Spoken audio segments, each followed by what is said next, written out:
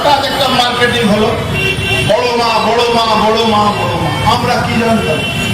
বড় মা সামনে মূর্তি বসানো হতো, পুজো হতো, মানুষ শ্রদ্ধা ছিল, আলাপ শ্রদ্ধা ছিল, এখনো আছে। কিন্তু আজকে বড় মাকে নিয়ে ওখানকার চেয়ারম্যান কি করছে? ওখানকার চেয়ারম্যান রাত্রিবেলা ঝোলা নিয়ে যায়, যত ওখানে প্রণামী করে সব তুলে নিয়ে চলে যায়।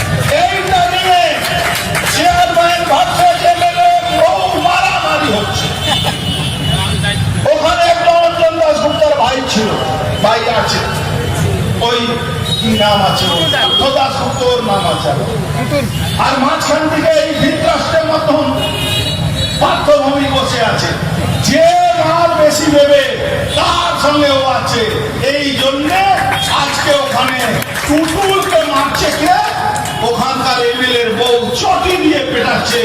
এই অঞ্জন দাশগুপ্ত এখন পালিয়ে বেড়াচ্ছে, কিন্তু বেচারা ভাবছে কি সময় ছিল তখন অঞ্জন দাশগুপ্ত যখন পার্থভূমিকের বাড়িতে হামলা করে, তখন আমাকে জেলে বাঁচাতে হয়েছিল।